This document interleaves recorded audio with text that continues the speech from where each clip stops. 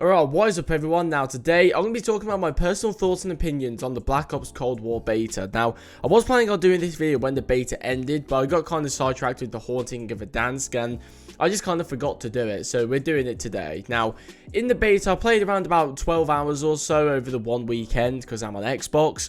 I got to max level, which is level 40, and I experienced a decent amount of the guns in the game, so I feel like I have a good grasp of what I like about the game, what I dislike, and everything else in between. So for this video, I have a list of things I do not like about this game. Although there are definitely things that are great and that I do like, this video is serving more to be feedback as opposed to an actual review. So what we'll do is we'll go through the list and I'll talk about each point I've made on the list and why it's there. But before we do actually get into this video, I would like to remind you guys to subscribe to the channel. We are very close to 700 subscribers. Now I'm on the road to 1,000 subscribers. So if you could subscribe to the channel, that'd be greatly appreciated. You know, like the video and do all that stuff. But without wasting any more time, let's get straight into the first point, which is definitely going to be skill-based matchmaking. Now, I could sit here and bash skill-based matchmaking for, you know, the rest of the video. I could make a separate video on it, but I feel like everything that I want to say has already been said 1,000 times. So Activision has heard what we want to say about skill-based matchmaking.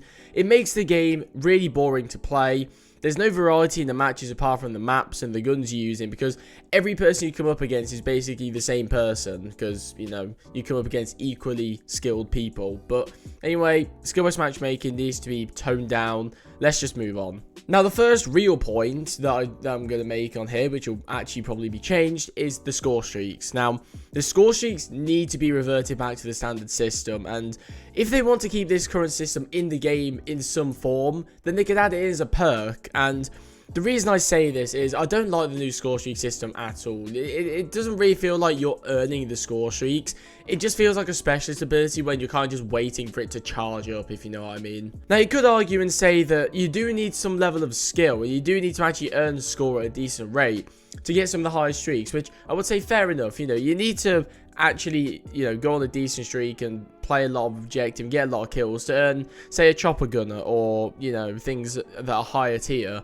But it doesn't really feel like you earn them. It just feels like you're kind of waiting for it to happen, sort of thing. And I don't really like that feel of the score streaks. Like, I don't know why they felt the need to change it. I mean, I can respect the fact that they are trying to innovate the franchise. Like, when they innovate a new feature and they change it up somehow, I can actually respect that, because, you know, they're trying to keep it fresh. They're not trying to keep it the same thing every year. But I feel like this is something that needs to be reverted to the old system.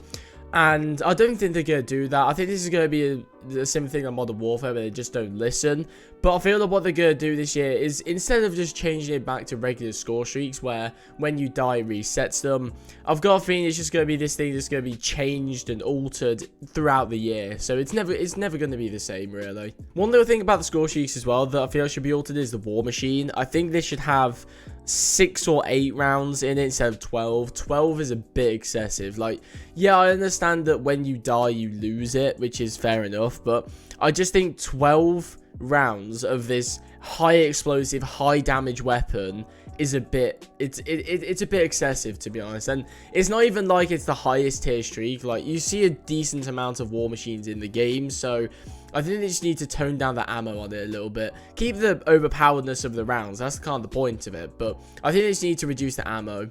Now, let's move on to an interesting one, Cartel. Now, this is a new map that we got this weekend. And I just have to say, the bushes in the middle need to be removed. I mean, you could lower them or you can do whatever you want with them, but I just think just straight up removing the bushes would be great. It's like playing Hill on Modern Warfare Gunfight. It's just complete AIDS. You know, you can't really have a proper gunfight in there because somebody will be hiding in there, or, you know, it just all goes wrong with the bushes. Now, another point I'd like to make for Cartel as well is to do with the size of the map. For 12v12, I think the map is actually really, really good. It plays well. You know, you see a lot of action, and it's great. But for 6v6, I think it's a bit too big. They need to remove some of the excess space around the edges. You know, there's a lot of space that actually goes wasted in this map, and I understand there is safe spawn space, which is understandable so you don't get spawn trapped, but I feel like there's a bit too much. When the safe spawn space becomes like a third of the map for a 6v6 map, it's way too big at that point. So they need to basically just remove some of that excess space. We know they can do it because they Infinity Ward did it with Anar Incursion in Modern Warfare. So I think if they just remove some of that excess space, then the map could be a lot better. Now, another map that I'd like to talk about is Miami. Once again, I think it's a bit too big for 66. I'm not really a fan of the lack of flanking routes in the map. It doesn't really feel like you can flank anywhere. It just feels like you always end up going to the sort of middle area, which is really open. And I don't really like how exposed it is in the middle. And I don't really know how you can fix that, to be honest. There's a lot of like balconies and the high up positions where you can just shoot down into that exposed area. And it feels like you can't really flank anywhere. It doesn't feel like, say, for example, a standard 3-day map, where it always feels like you could flank around the enemy, because you always end up going head on, which, I mean, I personally am not a massive fan of, but I don't really think you can actually alter that without, you know, changing the fundamentals of the map. And we know that, you know, COD games, they never do that, so this might just be a lost cause for me. I just don't really like the map, though. Now, one thing that I would point out that I'm not going to spend too much time on is the mode control. I fucking hate this mode. I've hated it since Black Ops 4 when it came out. It's basically a mix between Domination S&D, if you don't know. I just don't like the feel of it. I hate playing it. It just doesn't work. It's like the awkward middle ground between Domination S&D. Like, if you want a game mode that's a tactical, no respawn mode, you go play S&D. If you want a respawn objective mode, you go play Domination. Why would you pick Control over those two? There's literally no point to it. So, that's just a personal gripe of mine. I fucking hate this mode. I'm not touching it. So, let's move on now to leveling up guns. Now, I think this takes a bit too long, to be honest. I think someone found out that it takes about 8 hours or so for a single gun to level up, and I think that's ridiculous. That's way too much. If the gun variety is anything on Modern Warfare, where there's like 30 to 50 guns, that's ridiculous. You'd spend so much time just leveling up guns. So I think they need to cut that by a half, or maybe in 3/4, which is down to 2 hours. It all depends on how many guns they plan on having in the game. So if they have, you know, say 20 to 30, then 4 hours would be a reasonable amount. But I just didn't need to look into that and reduce it. With double XP, it felt quite reasonable. Excuse me. But yeah, with double XP, it actually felt like a reasonable level up rate. Obviously, you know, a couple of days after, we had all the attachments unlocked for us, so that didn't really matter. But I think that's just something they need to look into, is the amount of time it takes leveling up guns. It feels a bit excessive. Now, speaking of a bit excessive, I think the field mic is a little too powerful. I have a couple suggestions what they could do. They could reduce the radius on it so it doesn't cover as much area, because it definitely does do a large area. Or they could set it to only when you're sprinting or jogging, you actually appear on the radar. Now, I don't actually know how it works at the moment. I didn't really pay attention, to be honest. That might be how it works already, in which case just forget I said that. But I think if they do at least one of these changes, then that should make it fairly balanced. It'll still be powerful and useful, but it won't be too powerful, if that makes sense. Now, I have 2 more things that I want to talk about in this video. The first one is an overall stats page for weapons.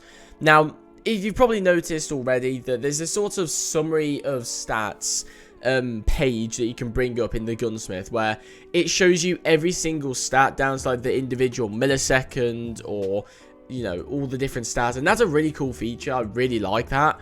But there should be like an overall summary one where you can see if the attachments you have on have an overall negative effect on the ADS speed, or if it brings it up from the base. Because the only way you can see the stats page is when you're looking at a certain attachment, and unless you've memorized the exact value that you're looking at its base, you don't know if it has a positive or negative effect on it or not. So kind of like how we have the stats bars back in the past, where like it being slightly in the red with 5 attachments on, it should be a similar thing with the stats page, which I think would be really neat. Now, the final thing is to do the sliding. This will be a quick one. A lot of people have been talking about this already. Sliding feels a bit too powerful. Like, we don't have jetpacks. Why does it feel like Black Ops 3? I'm not too sure. So just tone that way down, and we'll be fine. That's all we need to do. Just tone down the slide. There's some of the animations where, like, jumping to ledges. It reminds me a lot more of Black Ops 3 than it does, like, Black Ops 4. And Black Ops 4 was definitely more grounded for, like, the whole movement system. So I think they just need to look into that. So that's going about doing it for today's video, guys. Overall, I really did enjoy the Black Ops Cold War beta. I know this video was slightly more negative than I would have liked it to be, but I'm not trying to hate on the game. I'm not trying to bash it before it comes out. I'm just trying to give feedback to the people at Treyarch. They're probably not going to watch this video, but I just thought I'd have my input on what I think about the game. So that's going about doing it for today's video. Thank you for watching. If you've enjoyed, make sure to like and subscribe to the channel, and I'll see you guys in the next one.